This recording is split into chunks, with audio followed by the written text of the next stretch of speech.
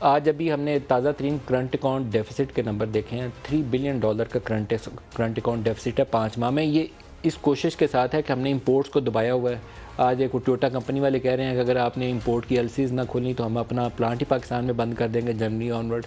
یہ صورتحال ہے کہ ہم نے دبا کے رکھا ہوا ہے, اس کے باوجود $3 بلین کا ڈیفیسٹ ہے. اور یہ $3 بلین بہت بڑی رقم نہیں ہے, لیکن ہمارے لیے کرائسس اس لیے ہے کہ ہمارے پاس $6.7 بلین کے ٹوٹل ریزروز ہیں, اور وہ بھی پورے اپنے نہیں ہیں, ادھار کے مانگے ہوئے پیسے ہیں. اور اگر ہمیں فوری طور پر $8-10 ارب کا بندوبست نہیں ہوتا تو 30 جون ہم پار نہیں کر سکتے. کیا ایسی صورتحال کے اندر کوئی ملک الیکشن میں جا سکتا ہے؟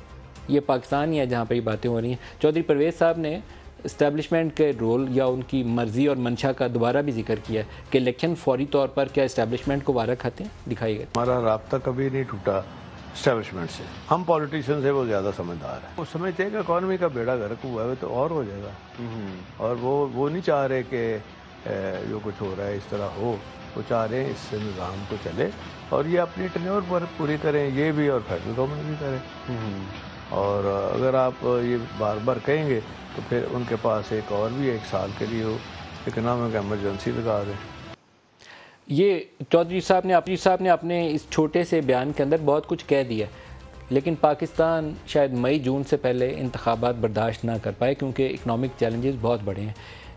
ایک عمران خان اور پرویز الہی صاحب کے جو باہمی تضادات ہیں وہ اگر سننے ہوں کہ ایک رائٹ پہ اور ایک لیفٹ پہ ہے اور کیسے دونوں اکٹھے چلیں گے تو وہ بھی آپ کو دکھاتے ہیں. دکھائیے.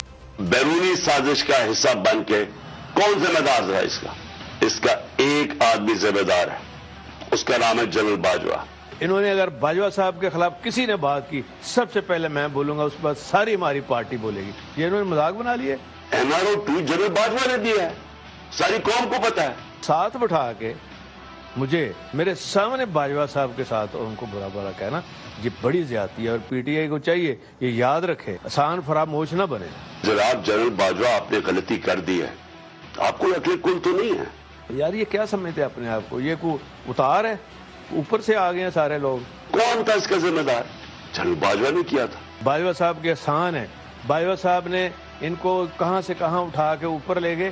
میں نے کہیں اس طرح کا ظلم نہیں دیکھا جنرل مشرف کے دور پہ جو یہ جنرل باجوہ نے ہمارے پہ کروایا. یہ کیا ہے, منہ اٹھا کے جو مرضی آئے.